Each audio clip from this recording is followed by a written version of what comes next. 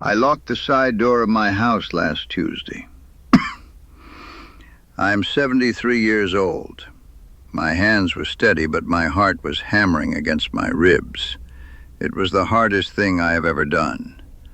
I know what you are thinking. You are thinking I am a bitter old man. Maybe I have.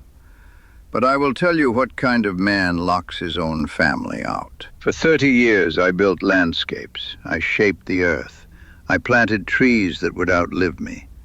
I thought I was building a legacy, but I was just building a dependency. My daughter Sarah is 45. She lives 20 miles away. I know the route by heart.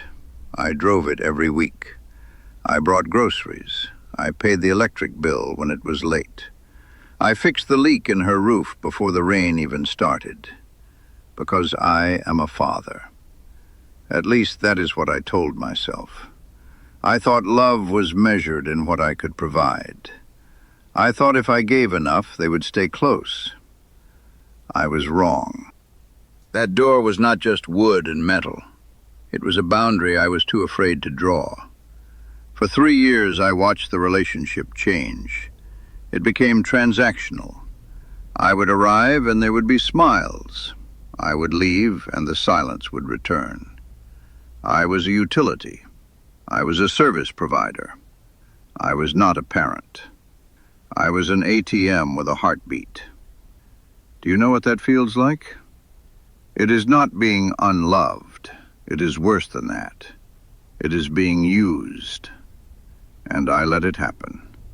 I signed the checks. I opened the door. I smiled when they left. I told myself it was okay. I told myself they were busy. I told myself, this is how it is now. But then I looked at my bank statement. I sat at my kitchen table. The numbers were black on white paper. They told a story I did not want to read. I saw the transfers, I saw the payments, and I saw the loneliness hiding between the lines. I realized I was buying time. I was purchasing moments of connection that should have been free. I was paying rent to be part of my own family. That morning I made a choice. I stopped the automatic transfers. I locked the side door. I told them to call before they come. Just like a friend, just like a neighbor, not like an owner of the house. I know why you are listening to this. You are sitting in a room that is too quiet. Maybe you are holding a tablet. You check it every hour. You hope for a message. You tell yourself they are busy. You tell yourself they love you. But deep down you feel the distance. You feel the weight of being the one who always reaches out. You are the one who remembers the birthdays. You are the one who sends the cards. You are the one who waits. Let me ask you something. How long can you keep pouring water into a bucket with a hole in the bottom? Because I tried. I tried for 3 years. I spent my life working with soil.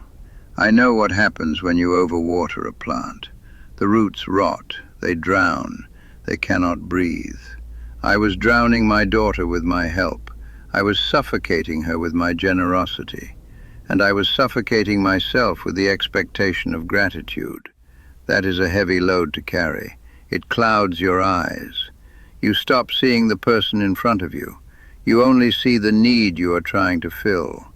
I was not helping her grow. I was keeping her dependent. And I was keeping myself needed. There is a difference. One is love. The other is control.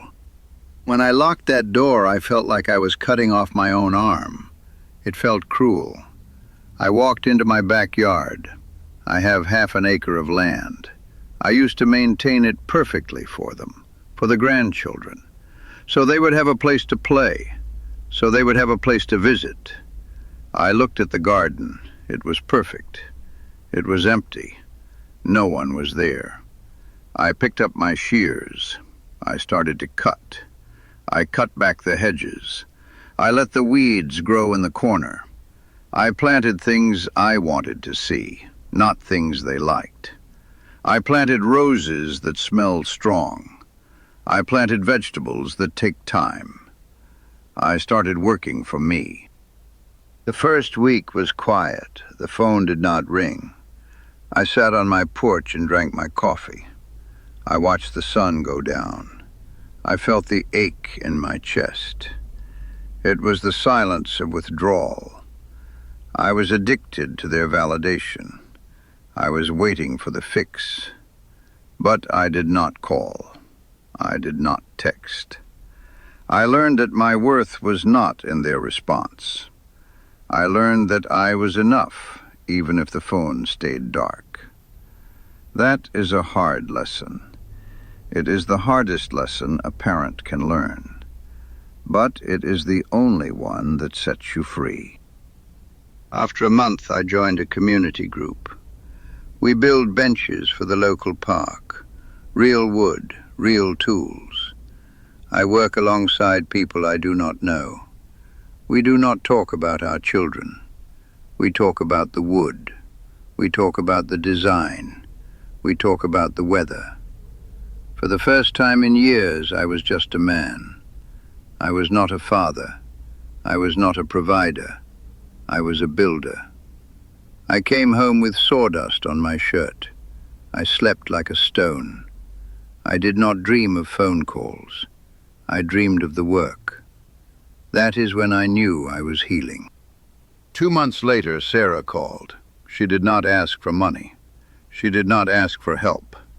She asked if I was okay. She said the house felt different. She said she missed me. Not the help. Me. She came over on Sunday.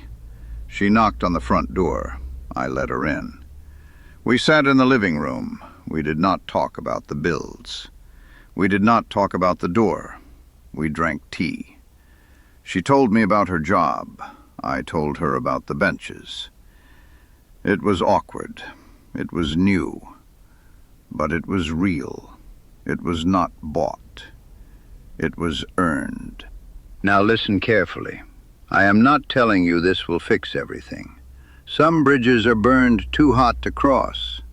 Some children choose the distance. And if that is your story, I am sorry. That pain does not go away. But you cannot wait for them to save you. You cannot wait for them to give you a purpose. You have to find it yourself. You have to build it yourself. You have spent years waiting for a call. Stop waiting. Go find your garden. Whatever that is for you.